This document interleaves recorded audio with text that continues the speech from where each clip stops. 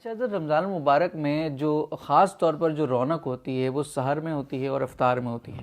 سحر میں جو ہے وہ لوگوں کا رش جو ہے وہ ہوٹلوں کی جانب اور چیزیں خریدنے کی جانب، اور یہی چیز افطار میں جو ہے بیکریوں کی جانب ہوتا ہے۔ تو یہ ساری جو کھانے کی ریت ہے، اس کے علاوہ اس کی فضائل کے حوالے سے کوئی کچھ ارشاد فرمائے کہ سحری کا وقت کتنا امپورٹنٹ ہے اور اسی طرح افطار کا وقت کتنا امپورٹنٹ ہے۔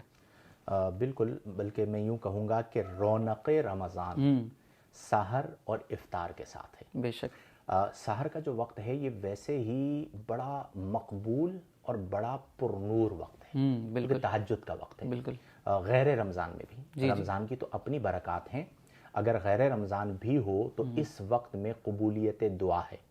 اور رمضان میں سحری اور افطار میں اللہ تبارک و تعالی نے بڑی برکت عطا فرمائی ہے، حتیٰ کہ جو سحری کا کھانا ہے اس کا حساب نہیں لیا جائے گا، اچھا، افطار کا حساب نہیں لیا جائے گا، اور افطار جو آپ کرواتے ہیں تو ہر کھجور پر آپ کو ثواب دیا جاتا ہے۔ سبحان اللہ۔ تو اس لیے اس وقت کو قیمتی جان کر اس کی قدر کریں۔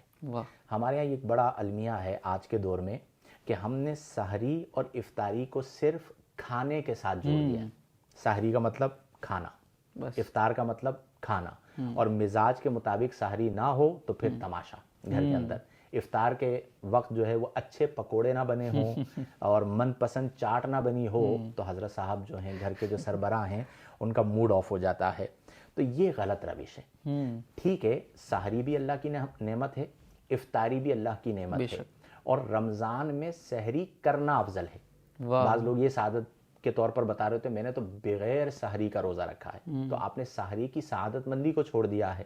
تو سحری کی برکت ہے، تو اس میں کھانا پینا تو ہے لیکن اس کے ساتھ ساتھ دعا ہے۔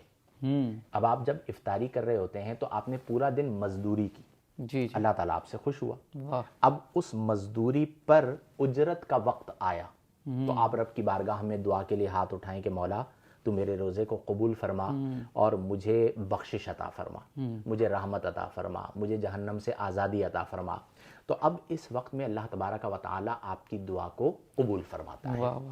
اب یہ ہماری بدقسمتی ہے کہ ہمارے ہاں کئی تماشے ہیں جو افطاری کے وقت لگتے ہیں۔ کبھی لیٹ ہو جائے نا، ہم لوگ جیسے ٹرانسمیشن سے واپسی ہوتی ہے تو روڈوں پر آپ نے دیکھا ہوگا ہر بندہ جلدی کے اندر ایکسیڈنٹ ہو جاتے ہیں، اور کئی لوگ ایسے ہیں کہ جو غصہ کرتے ہیں اور لڑ پڑتے ہیں۔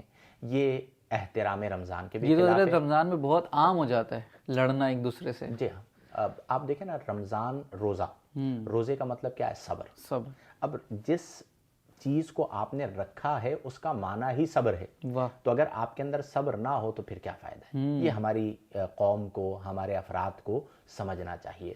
کوئی غلطی کر بھی دیتا ہے جلدی کے اندر، کسی بائک والے نے آپ کو نقصان پہنچا دیا تو آپ صبر سے کام لیں۔ بعض لوگ اتنے جری ہوتے ہیں کہ وہ اس وقت گالیاں بک رہے ہوتے ہیں۔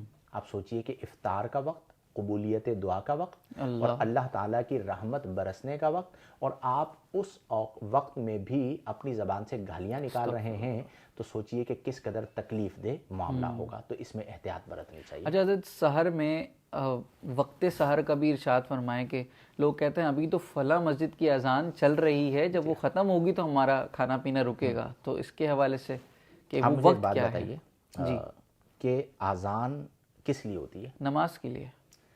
تو جب آپ یہ مانتے ہیں کہ اذان نماز فجر کے لیے ہو رہی ہے تو اس کا روزہ بند کرنے سے کیا تعلق؟ قرآن کریم فرقان حمید میں جو وقت اللہ تبارک و تعالی نے بیان فرمایا اس کے اندر روزے کا جو تعلق ہے، خاص طور پر فقہ حنفی میں، وہ وقت کے ساتھ ہے۔ ٹھیک ہے، یعنی جیسے ہی سحری کا وقت اتنے منٹ اتنے سیکنڈ پر بند ہوگا، یہ سحری کا وقت بند، یعنی روزے کا وقت ختم ہو گیا۔ اب اس کے بعد جو اذان فجر ہے وہ دی جاتی ہے سحری کے وقت کے بعد۔ تو اس کا مطلب یہ ہوا کہ اذان کا تعلق نماز کے ساتھ ہے۔ جی۔ آپ نے اذان کا تعلق روزے سے کیسے جوڑا؟ روزے کا تعلق کس کے ساتھ ہے؟ نماز۔ روزے کا تعلق ہے وقت کے ساتھ، کہ جیسے ہی وقت ختم ہوگا آپ نے روزے کو بند کر لینا ہے۔ تو ایک تو یہ اغلاط العوام میں سے ہے کہ آخری مسجد کی آواز جب تک آتی رہے گی پانی پیتے رہیں گے۔ ایک اور چیز جو بڑے بوڑھوں سے چلی آ رہی ہے، میں نے بھی اپنے فیملی میں بچپن کے اندر ہم نے دیکھا کہ جب تک اذان ختم نہ ہو جائے تب تک پانی پی سکتے ہیں۔ ٹھیک ہے جی. ابھی تو اذان شروع ہوئی, جیسے اذان شروع ہوتی ہے تو پانی منگوانا شروع کر دیتے ہیں. اب اذان چل رہی ہوتی ہے, درمیان میں پانی پی رہے ہوتے ہیں, تو فقہی طور پر ایسے لوگوں کا روزہ ضائع ہو جاتا ہے. اللہ اکبر. روزہ اتم الصیام الی اللیل, کہ تم روزے کو مکمل کرو رات تک.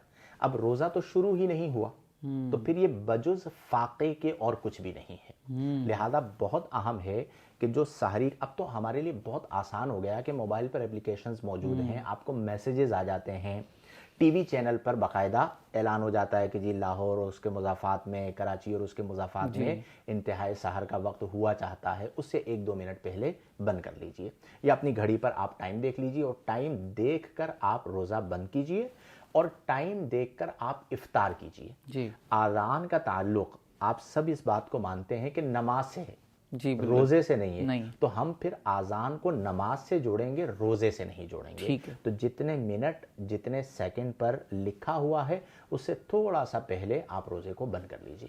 یہ بہتر ہے. اچھا ایک چیز اور حضرت میں صرف اس میں ایڈ کر دوں کہ جو ٹی وی پہ جو ہمارے پاس نشریات شو ہو رہی ہوتی ہیں اور اس میں جو لکھا ہوا آ رہا ہوتا ہے, اس میں بھی 30 سے 45 سیکنڈ کی لیکنگ ہوتی ہے.